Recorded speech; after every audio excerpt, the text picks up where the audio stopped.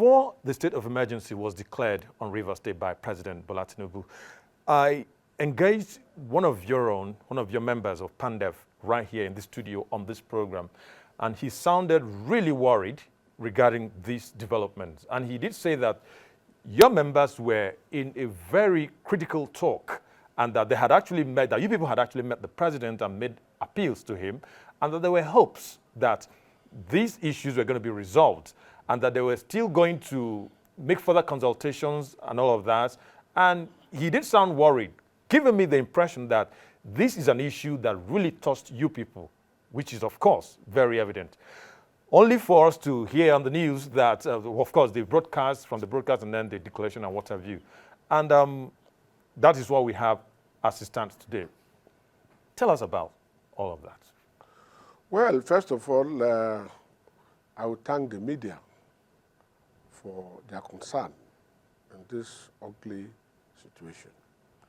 May I also thank the well-meaning Nigerians who came out boldly to speak against the illegality that is taking place in Nigeria, the injustice, the oppression, and the misuse of power that is going on in Rivers State. We thank them.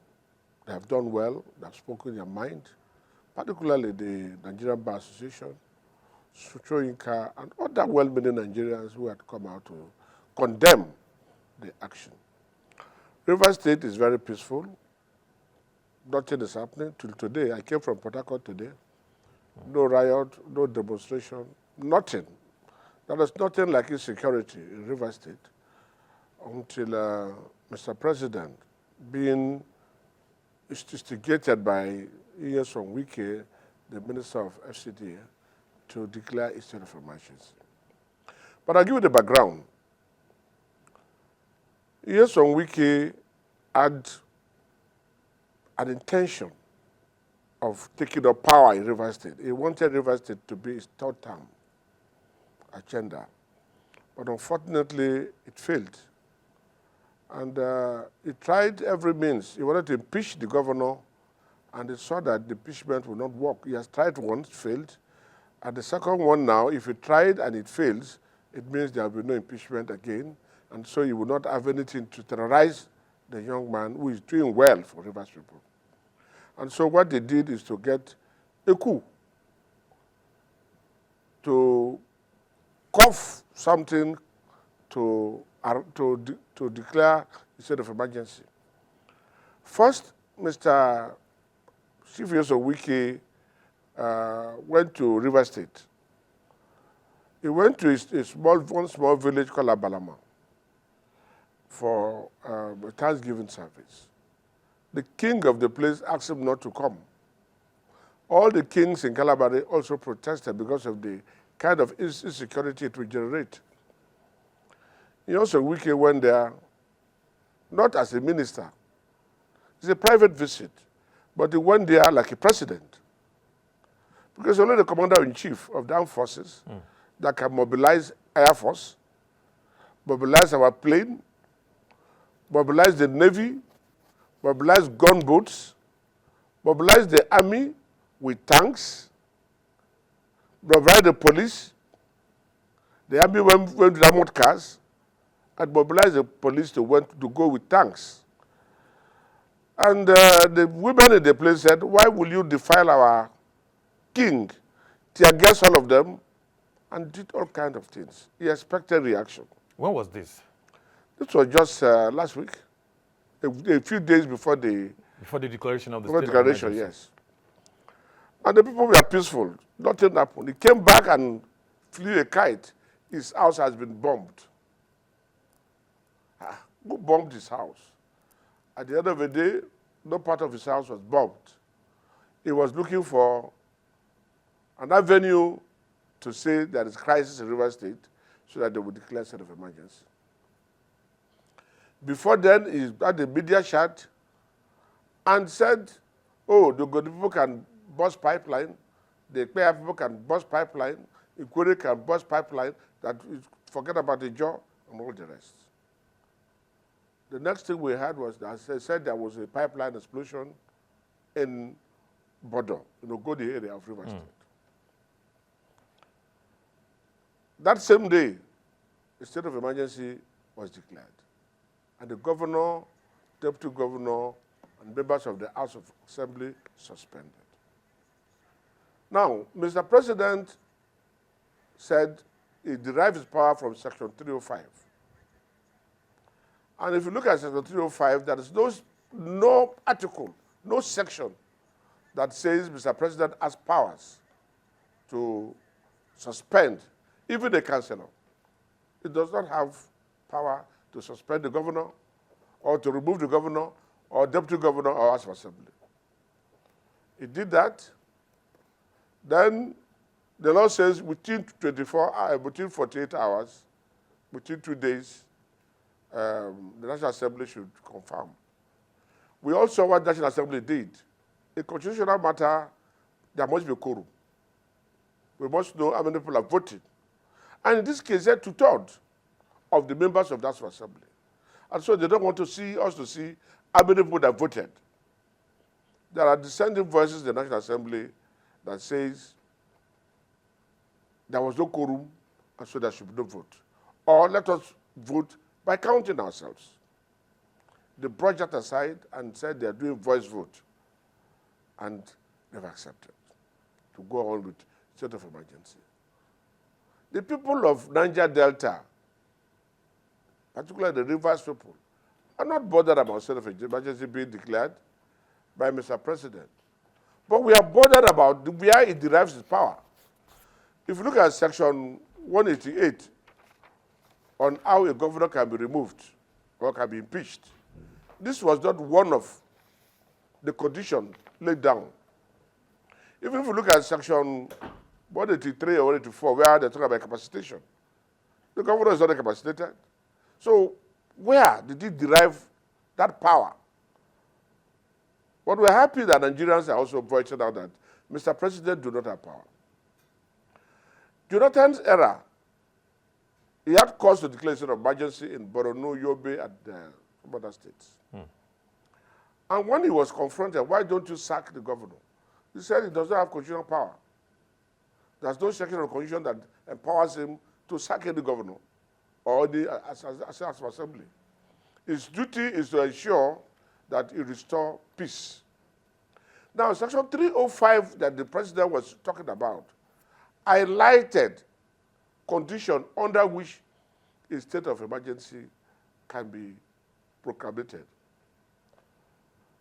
All the conditions are not applicable in Rivers State. Rivers people are so glad when the so-called sole administrator appointed came out and said he did not see any problem in Rivers State. But the president did mention the explosions as a cause, one of the causes why. I have told you, Wike came on air, and it was in the social media that his house has been bombed. Wallahi, I tell you, send the pressman to go and see whether any section of Wike house is bombed, except we'll do it this night. Now, during the declaration speech by Mr. President, in the 5 to 10 minutes thereabouts that he spoke before he declared the state of emergency and his subsequent appointment of the sole administrator, he didn't mention the FCT minister, former governor of Rivers State, Wike, as to whether he contributed or he had any squabble with the governor, Siminalayi Fubara, and all of that. But here you are now mentioning all of the things you think. He did mention that. Or rather, he did not blame the FCT minister. That is where the bone of contention is. The man instigating the whole crisis in Rivers State is Chief Nyesom Wike, the minister of the FCT, who was the former governor of Rivers State. He believed that he assisted Siminalayi Fubara to become governor. And because Siminalayi Fubara was not doing his bit, Siminalayi Fubara must go. That is the bone of contention. And if you want to go further, how it started, Rivers State government was realizing 25 billion naira internal generated revenue every month. Nyesom Wike government was declaring only 12 billion. And this 12 billion, Nyesom Wike wanted 50% of it. That's 6 billion, and giving the governor only 6 billion. He had also committed the federal allocation to several banks and institutions and committed them. And so, Mr. Contractors, they were all given details how the bank should pay. The young man said, look, no problem, but I want to operate. And he said, who are you to say that? Just now? Just 3 months, you're asking questions? And the gentleman said, let me resign. My uncle, my brother, Ferdinand Anabraba, Chief Ferdinand Anabraba, who is my uncle, and others, which is your coach, all of them prevailed on him not to go, not to resign, that they will settle it. And even the former governor appointed all the commissioners, except one. Appointed all the advisors, except one. And that was why the chief of staff, chief security officer, chief of protocol, all were appointed by the former government. All right. The governor did not object. He agreed, he accepted. You cannot see the governor without his approval. The governor of the state cannot approve more than 5 billion. Anything more than 5 billion will go to him. He was doing it. He was not contesting it. So when this thing blew up, some of us advised, allow this young man to rule. We went as far as talking about Olusola Saraki and his son, Bukola Saraki. They disagreed. You cannot force a governor as if he's still a puppet. He refused. And when the bubble burst, he asked his assembly members to go and impeach him. And he did, he went and impeached him. We all saw the drama. Thereafter, efforts were made, including my uncle, Chief Ferdinand Anabraba, who led delegation to see the governor to make peace. He agreed. But the man insisted that he must remove him by all means. The matter came to the Mr. President. And Mr. President gave a lopsided agreement, 6-point agreement. When the River State elders saw that, they objected to that 8-point agenda. But the governor said, I will implement. No amount of this thing is too big to implement for peace. He started implementing some of those appointments. You see, the heat of the crisis, all the commissioners appointed by Wike resigned. All those appointed by Wike resigned. Mr. President compelled him to take them back, forgetting that there's a law. You cannot force an unwilling servant on an unwilling master. He accepted and recalled them back. They said these House of Assembly members would decamp. He must accept them back because they are now in his party. That also he accepted. He also asked him to go and withdraw all the cases in court. They took both parties. He withdrew his case. He also, on Wike and his team, refused to withdraw their case. And because he withdrew all the things he filed, he had no defense at all, from the High Court to the Court of Appeal to Supreme Court. That was how that judgment came. Whatever they said against him, he could not defend it because he withdrew to respect Mr. President. A day after the agreement, years on week, the minister came out in the live television that he will not accept those conditions. And what was the condition? That they should not impeach the governor. The House of Assembly should not impeach the governor. Every other decision was against the governor. The governor accepted. Some people said he would not accept that. At the end of the day, he accepted all the commissioners, withdrew his case, and implemented almost all. What was remaining was the presentation of budget. That was what was remaining. We expect Mr. President to realize that this gentleman, the governor with all his powers, has accepted all the conditions. We, the elders, we were not comfortable. So we went to court. I was one of those who went to court to say, no, these things will come back to haunt you tomorrow. The Rivers people will not accept it. You are just a governor of River State. You are not the owner of River State. But he went ahead. Despite the fact that we sue the president, we sue him, he went ahead to implement. And that is the albatross he has. He was still very loyal to Mr. President. He saw Mr. President several times, and Mr. President gave him all the assurances. When they got the judgment from the Supreme Court, it was like they have gotten the whole world. Ultimatum, 24 hours ultimatum to present the budget, inviting the University Electoral Commission to come and give account. All kinds of things. Local government that was conducted free and fair, the court, Supreme Court, dissolved all the local government. The man did not even worry. He came out to say, I will implement the Supreme Court judgment to the letter. Well, we don't have any option, let us implement. Supreme Court is the highest law court in the country. But it was very clear that those things that were written in the villa for him to implement were translated to the Supreme Court, and Supreme Court wrote that script clearly. But because the Supreme Court, we decided to say, go and implement.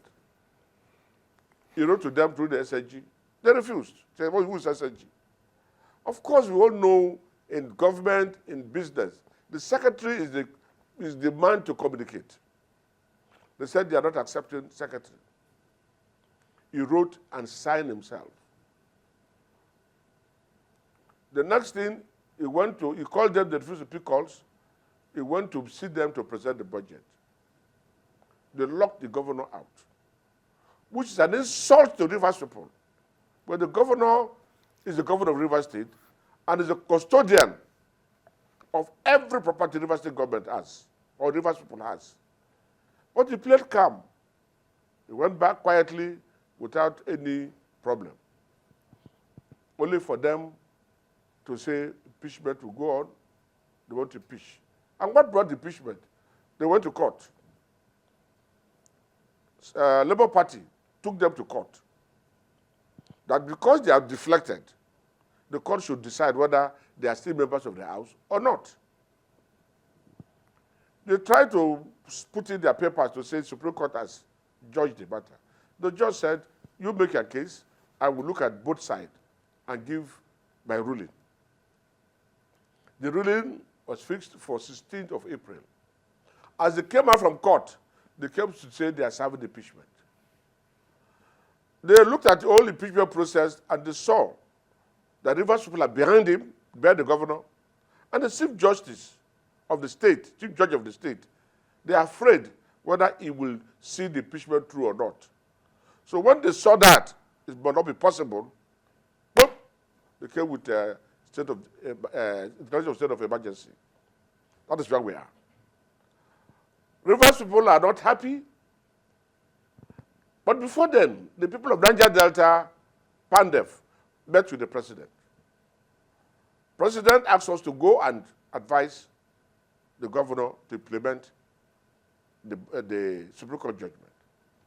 And if anything happens, we should come back to him that is interested in resolving this River State matter. We met with the president on Tuesday.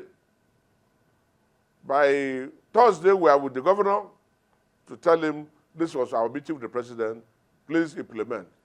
The governor assured us that he's going to implement all the court decisions. A few days after, Mr. President proclaimed a state of emergency and suspended the governor. Now, if you have cast aspersion on the governor, blame the governor for everything without mentioning his minister. The question now is, you have the right to sanction your minister. You have every right, constitutional right, to sanction your minister. The minister that you send to a village with all but all the facility a president enjoy. You gave his your position to him to go there as commander-in-chief of the armed forces, because the Air Force was roving around the place. Gunboats were everywhere. Tanks were there. Artillery were there, as if they was going for war. After you have done all that, you declare state of emergency without no single blame on your minister. But we are not worried. So far as we are concerned, Simlaye Fubara is our governor. Mr. President has no power whatsoever to suspend him or to remove him. The Constitution has spelled out how a governor can be removed. They can use everything they want to do to impeach him. We are waiting, we are waiting. We are peaceful, and we're going to be peaceful. I will appeal to Niger Delta. His minister came, insulted everybody in the Niger Delta. Insulted his people, the Kwere people, the Gode people, the Shea people, the Omoko people, the Soko people, the Orobo people, Efik, Bibio, all the people of Niger Delta insulted all of them. Insulted the leaders. The likes of Pa Clark. When Pa Clark was the commercial information, he was not born. And you insulted Clark, insulted Ada George, former governor of Rivers State, insulted Odili, and his wife, Justice Mary Odili. Insulted all that matter, all the important. Then Spiff. When Spiff was governor, he was not born. Insulted everybody, insulted the John nation. What are you trying to do? Whip sentiment so that they can react, so that they can send their artilleries, you are everything to go and clear them. I will beg the job people, please, leave this man. When a man wants to die, the gods will first make him mad. Because if the job people starts, Nigeria will weep. I really hope that, sincerely though, that will not come to pass. That's why I'm appealing to them. Definitely. Not to provoke themselves. Definitely. See him as a man who is drowning. All right, let me come in here. A lot of persons have also, long before this whole matter came, before the matter came to a head, before it came to a climax, before the what do you call it now, state of emergency declaration came, a lot of persons have been accusing the governor, Simlaye Fubara, that it was he who started the whole matter, in the sense that he agreed to sign an agreement with former governor Nyesom Wike in order for him to get the ticket. So that was why he was the one, Nyesom Wike was the one who appointed the commissioners, the special advisors, and most of the appointees and all of that. How true is it that he signed an agreement with Nyesom Wike? I may not know. But you see, we're talking about constitution. Whatever arrangement, political arrangement you have with somebody has no place in the constitution. The law speaks, and the law defines the power of a governor. The law defines the power of the president and the assembly, either National Assembly or State Assembly. And even the public officers, the law is very clear on this. As a governor, you must obey the law. You cannot go outside the law. Whatever agreement they had, I don't know, but this man was not willing, the governor was not willing to fight Nyesom Wike. Nyesom Wike knows that some of these people there, if they are the persons there, he would not touch Port Harcourt. What he did to Amechi would have happened to him. But the gentleman was not willing to do anything. The moment you advise him contrary, he would not call you, he would not have any business to do with you. He respected Nyesom Wike, and he sees him till tomorrow as his Oga. All right. Despite this problem, if you go to him, he still sees him as his Oga. And he's not ready to fight. If he's ready to fight, Rivers State would have been boiling. We saw what happened in Kano. Rivers State would have been boiling if this governor said no. By saying no, even if you come out to say no, you can't contain it. What is peaceful? He has advised nobody should go near critical infrastructures, nobody should demonstrate, nobody should do anything. They want peace. All right. There are a lot of accusations, however, though, that he sent the boys to, bomb the pipelines that we heard about, the explosions a few days before the declaration of the state of emergency. And you have also mentioned that Wike was there a few days before this happened. So how do we get the truth about where did the explosion come from? Wike came on a national television with all the media, television station in Nigeria, boasted that it's not only a Joe that can burst pipeline, that the Godis can burst pipeline, the Che can burst pipeline, the Kore can burst pipeline, the Oba can burst pipeline. A few days after, that's the pipeline burst in Ogoni. And he's the first to hear it, he's the first to shout. We have an adage in our place that says, a small child will die tomorrow. And a witch says a small child will die. And when a small child dies, who kills the child? It's the witch who predicted it. Nobody has ever talked about pipeline vandalism. Nobody has talked about pipeline explosion. Nobody. We're only saying peace. Peace, and he was interested in violence. For him to go with that size of military, over 700, to a tiny village on a private visit, what do you think he cannot do? What is the fear? I want to shock you, shock Nigerians. 2 days ago, I received a call, a phone was calling me consistently. Unknown number, private number. I picked the phone. And the voice said, Sarah Igbe, we're telling you to stop attacking Wike. If you attack Wike too much, we will finish you. We will finish you. But go and take money from him and leave this matter. I said, what are you talking? Are you threatening me? He said, what are you talking? Bashalani was killed and nothing happened. So if you kill you, what will happen? So I told the boy, I am not afraid of your threat. He said, let me tell you, even the vice president who is supporting you people, by the time we deal with him, we will not be there again. I said, you are threatening the vice. Is that what you are asked to do? This was a few days ago. Yesterday night. That we will eliminate you. That Oga said he's just leaving you because you're his friend. Otherwise, it won't take us 2 days to take you out. And nobody will know where you are. I said, threat, na water. Action, na blood. I have a God who protects me. I don't go with security, duty of security. I walk freely and I move freely. But I can tell you, I will continue with this crusade until the right thing is done. The highest he can do, he can kill me, but he cannot kill my soul. And this song will continue to be sung. So don't go and tell your boss, I have never taken money from him, but I've assisted him in life to be where he is. All right. And so this kind of things happen. So if somebody can do that, somebody can threaten me. In River State, they call me the mafia messenger.